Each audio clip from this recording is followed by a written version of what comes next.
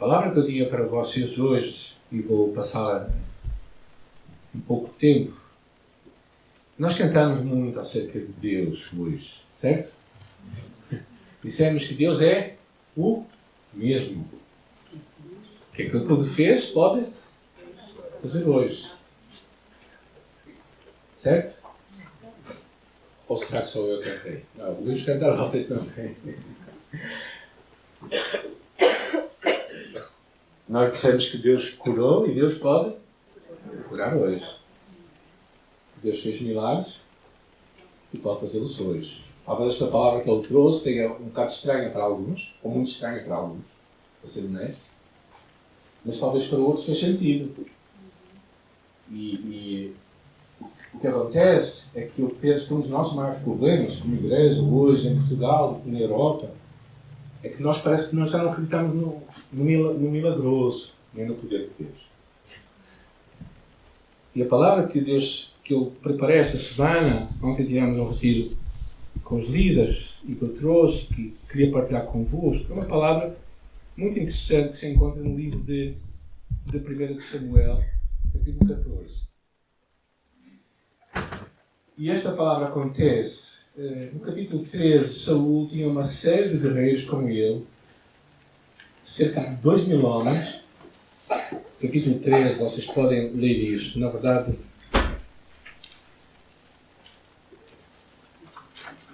fala acerca dele no capítulo 13. Não é? Escolheu 3.000 homens. Eu tinha 3.000 homens, mas de repente a grande parte daqueles homens, 1 Samuel capítulo 14, a maior parte daqueles homens não abandonou. Ele ficou com 600 homens diante de um exército de filisteus. E o que é surpreendente nesta história é o que acontece no capítulo 14, que diz assim: um dia Jonatas, filho de Saúl, disse ao seu escudeiro: vem, vamos até à guarnição dos filisteus que está do outro lado. Mas não contou nada ao seu pai. É um episódio curioso, porque Jonatas foi bravo e foi piedoso. Bravo porque acreditou que Deus poderia fazer alguma coisa através dele e do seu escudeiro. Na verdade, eles tinham um exército de 3.000 pessoas. A maior parte deles foi-se embora. Só ficaram 600. Os 600 também para atacar os filisteus, que eram milhares e milhares, eram muito poucos. Mas Jonatas decidiu fazer uma coisa. Ele decidiu sair sozinho com o seu escudeiro. E eu parece que nunca tinha lido esta passagem. Eu acho que já li, mas nunca a vi. E quando estava lá esta passagem, Deus falou tanto comigo, porque ele diz aqui que ele se levantou, e vejam o versículo 3, a parte final, diz: e o povo não sabia que Jonatas havia ido.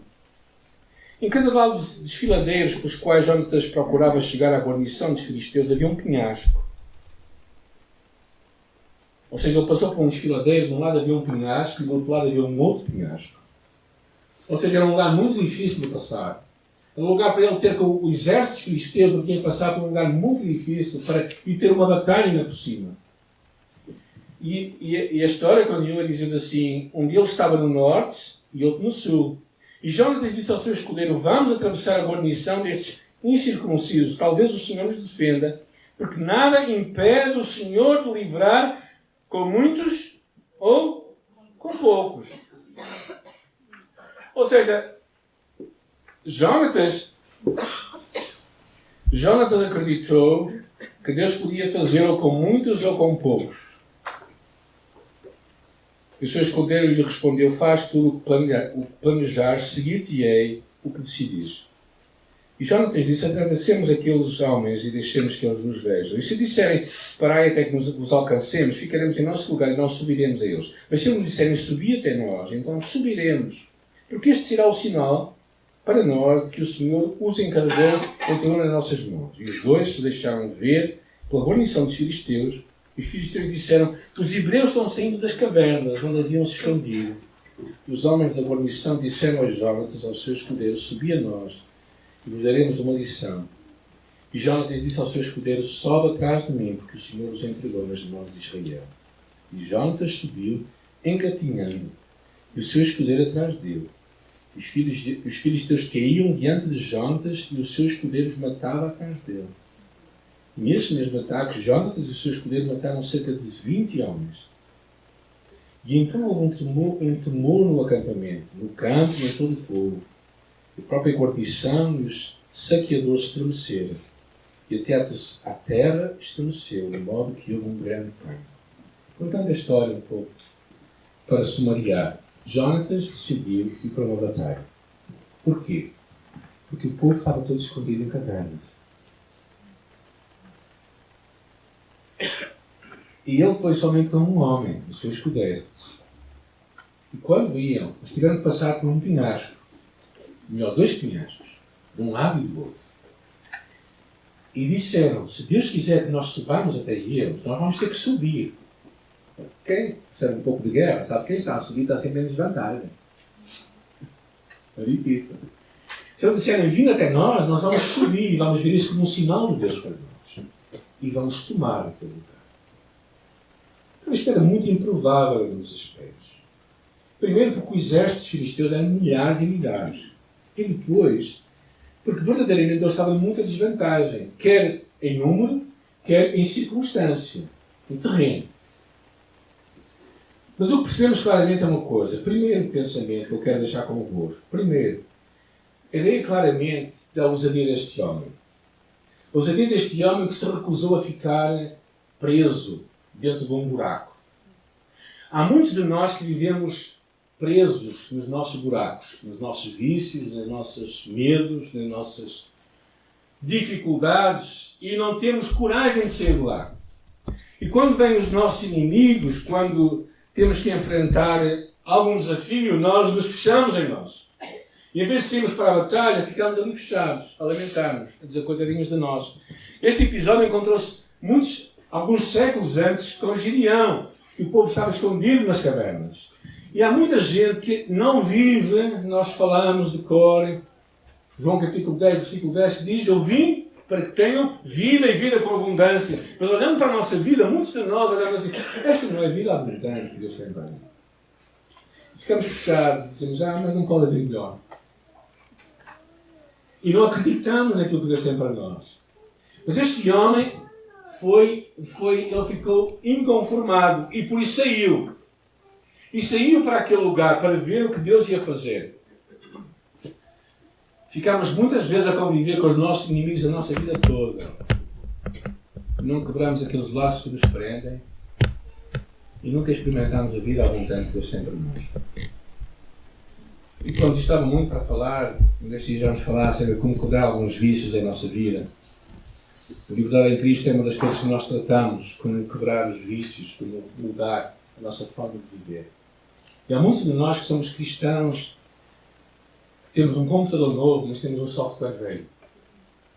Somos filhos de Deus, novas criaturas, mas o nosso software é de pecadores e de pessoas que nunca vão sair da sapatória.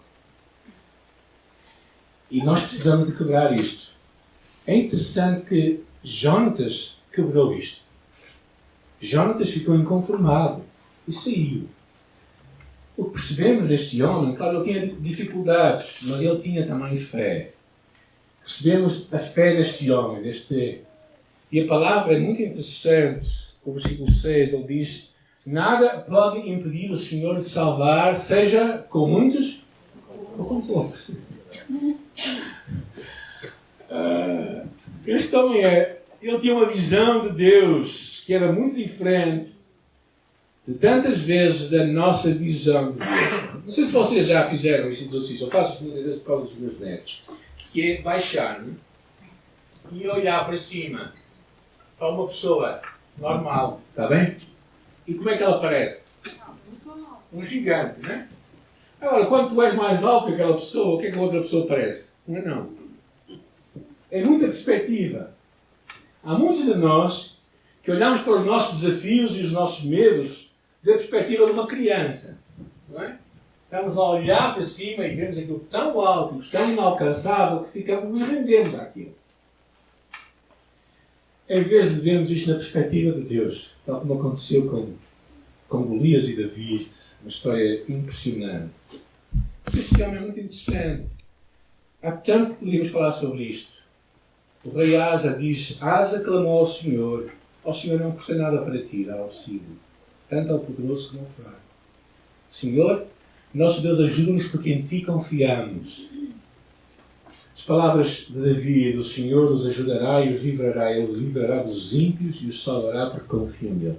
A chave de tudo é esta confiança, esta acreditar a sério em Deus, este nos atirarmos para Deus. E quando nós ouvimos Deus e obedecemos a Deus, confiamos em Deus, porque este é melhor para nós vamos ver Deus agir. Quando eu fui para a escola bíblica, tinha 19 anos. Quem tem 19 anos aqui? Há ali alguém mentiroso, mas pronto, passamos à frente. Ou seja, eu tinha 19 anos, estava a acabar, tinha 18 anos, tinha acabado a escola e fui para a escola bíblica. Nós lá tínhamos que pagar os nossos estudos, tínhamos que pagar a nossa alimentação. Eu não sabia como pagar e minha mãe me fez prometer uma coisa, que eu nunca iria usar o dinheiro que eu tinha juntado durante os anos de trabalho.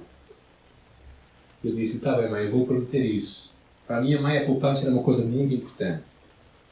Ou seja, a minha mãe acreditava muito nisso, que era muito rigorosa, e ela tinha feito um contrato comigo em que eu, a partir dos 15 anos, comecei a trabalhar, e então guardava o dinheiro, e esse dinheiro só podia utilizar mais à frente, quando casasse. Depois fui para a escola bíblica, pediam para eu nunca usar aquele dinheiro. Eu disse: mãe, eu prometo, nunca vou usar este dinheiro. E nunca usei. E no final daqueles 3 anos eu paguei todas as minhas contas e não fiquei a dever a ninguém. Nem à escola bíblica. Porque Deus proveu. A confiança em Deus é algo que tu vais fazendo aos poucos. Como quando tens filhos pequenos e fazes subir um muro e dizes: atira-te. E eles atiram-se. Porquê? Porque eles confiam em ti. Agora, se eles são grandes, tu dizes: atira-te. Eles vão se atirar? Porquê? Porque eles sabem quem tu és. Tu não tens força para os segurar. Não é que tu deixes de ser o pai deles e eles confiam em ti, mas também sabem muito bem quem tu és. E as tuas limitações. Tu podes confiar em Deus. Plenamente. E David e Jonatas usou isto. O que é interessante nesta história, que no término dela, é o que acontece nestes passos de fé que Jonatas dá. Porque Jonatas começa a chegar lá e a palavra diz: quando vocês vêm engatinhando, o que é que vos dá a entender? De gatinhas, assim, não é? Arrastando. Mas se vão ver o texto em outras versões, vocês vão perceber uma coisa. O que estava a acontecer, realmente eles iam assim, mas eles iam a subir. Estavam a escalar, basicamente. Diz com mãos e com pés.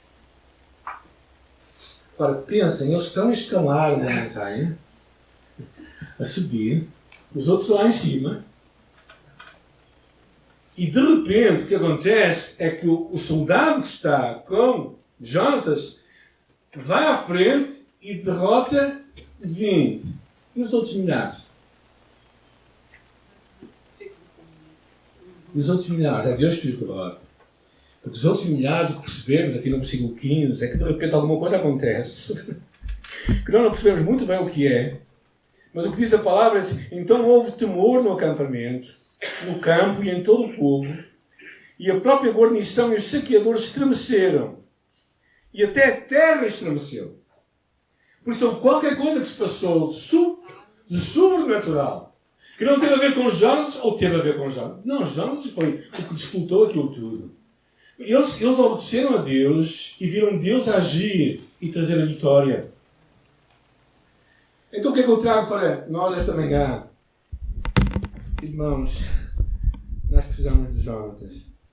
Pessoas que estão inconformadas com não avançar na sua fé, sua caminhada com Deus, que acreditam naquilo que nós cantamos, naquilo que nós lemos, que dizem: Deus, tu és o mesmo, que realmente tu és poderoso para curar, para responder às minhas orações, para agir como eu nunca pensei.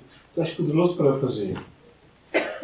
E precisamos destes Jonatas que fiquem inconformados e que percebam uma coisa, que a vida com Jesus vai ter altos e baixos. Não é isso que eu estou a falar. Mas a vida com Jesus não pode ter gente presa nos seus próprios medos, nos seus próprios pensamentos, as suas próprias limitações.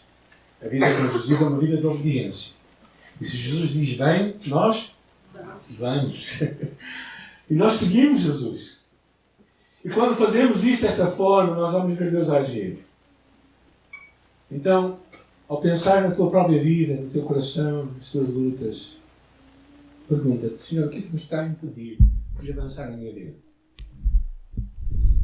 E eu quero dizer uma coisa, Deus quer te libertar hoje mesmo disso. Mas para que isso aconteça, tu tens que sair do teu lugar. Tu tens que te libertar disso, tens que dizer, Senhor, eu vou sair da minha caverna. Eu vou dar um passo de fé em tua direção. Eu vou acreditar, eu acredito que tu tens uma vida melhor para mim. Eu quero viver a vida com a abundância que tu prometeste para mim. Eu quero ir na tua direção. E quando nós o fazemos, nós vamos ver Deus agir em nosso favor. E não sabemos como, nós vamos perceber toda a história. Nós vamos ver o que Deus vai realizar. E nós estamos agora, como todos sabem, um novo passo de fé, começar uma igreja em Nova Gaia. Eu costumo dizer que começar uma igreja é o passo maior de fé. O que isto aconteceu, construir isto é, os americanos dizem peanuts, que não é nada comparado com plantar uma nova igreja. Temos um passo de fé, temos grandes desafios. Agora eu acredito que Deus está a chamar muitos de nós para darmos passos assim na nossa vida. Passos em que nós não controlamos tudo, mas nós confiamos tudo. E eu quero, até ao final dos meus dias, se Deus permitir, enquanto tiver cabecinha, confiar em Jesus e acreditar que Ele vai realizar muito mais. Então olha para a tua vida e diz, Senhor, onde é que eu estou? Qual é a minha caverna? Eu quero sair dela. Eu quero ir ao teu encontro. Eu quero dar um passo de fé. Deus está à procura de Jonathan, que não disse nada a ninguém. Sabem porque é que ele não disse nada a ninguém? Porque ele dissesse aos outros, o que é que eles iam dizer? Não sei, aqui, fica aqui. Estás aqui confortável. Pai, nós estamos aqui 600 e tu queres ir sozinho com o teu escudeiro? Não. Tem um pouco de juízo, pá. Então nós somos 600 e não vamos, porque estamos escondidos. Porque muitos deles se esconderam. E tu queres ir sozinho com o teu escudeiro para enfrentar um exército? Sim, eu vou. Eu não digo nada a ninguém, mas eu vou. Porque Deus me vai dar a vitória. Eu quero realmente te encorajar a sair da tua caverna e viveres a vida que Deus tem para ti. Vida com abundância. Vida de fé. A tua fé. A fé em Jesus. Porque, para terminar, se tivermos fé em Jesus e em Deus, como então gostar, não é preciso muita fé, porque Deus é que é poderoso, não é fé. É Deus que é poderoso. Um pouco de fé num grande Deus verá o agir desse Senhor.